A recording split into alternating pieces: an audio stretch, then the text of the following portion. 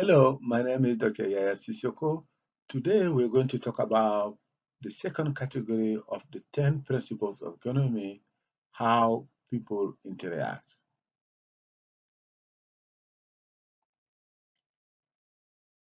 In this video, we are going to begin with principle number 5. Trade can make everyone better off.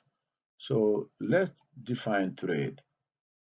Trade allows each person to specialize in the activity he or she does best. The person can enjoy a greater variety of goods and services at lower cost. For instance, so this gentleman want to watch his baseball game over the weekend.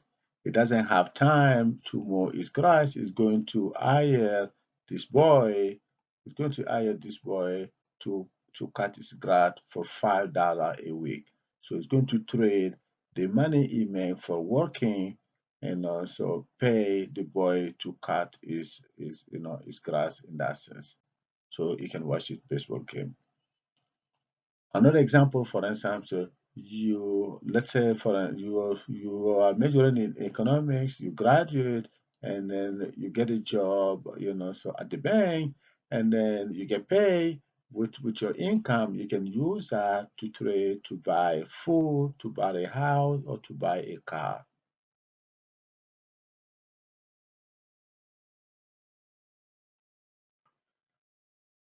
Principle number 6 deal with market are usually a good way to organize economic activity. Communist country, for instance, North Korea or Cuba, government allocate scarce resources.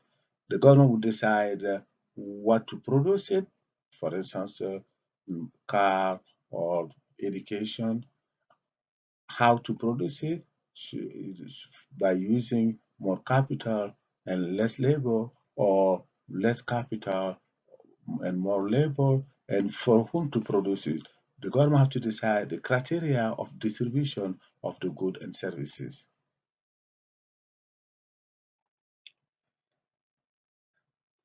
People can interact in a market economy through decentralized decision by many firms and households. They can interact in a market for goods and services. One example of market for goods is market for computer or cell phone or houses.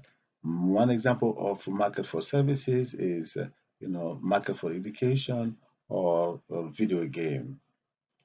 These interactions, are guided by prices and self-interest. You know, this is known as Adam Smith invisible hand. Laissez-faire. There is no need for government intervention. The market will figure out on its own.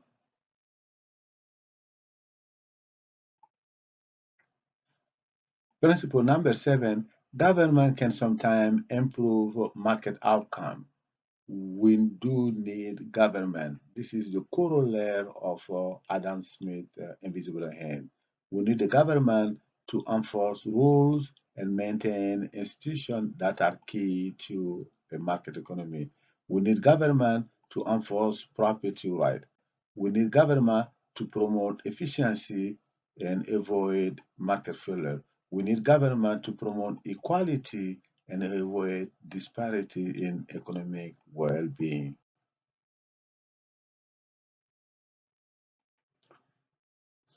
What is property right? So property right is the ability for an individual to own and exercise control over scarce resources. For instance, if you own a car, you have the ability to drive that car. No one else can drive that car without your permission. Market failure, on the other hand, is the market fail to allocate resources efficiently. We have two types of market failure: externalities and market power. We're going to give an example of externality and market power in the next slide. Externality is defined as one person action on the well-being of a bystander. We have two types of externality: positive externality and negative externality. Positive externality is, for instance, someone who go to school and earn a higher degree, bachelor or master degree, and is able to make more money, who can enjoy better quality, better life. But also by going to school, you earn higher degree, you are more productive, you'll be able to produce more goods and services, and which will benefit everyone else in the economy. Example of negative externality is pollution. So, for instance, a company, dumping chemical waste into the river can make people and animals living by the river sick. Market power is the ability for a single economic actor to influence market prices. One example of market power is uh, is monopoly. For instance, you have a single company who's producing the product; it can charge higher prices. For instance, Microsoft Windows is a monopoly. U.S. Post Office is a monopoly. And another example for monopoly, so is utility company, electricity company, or gas company are monopoly in that sense.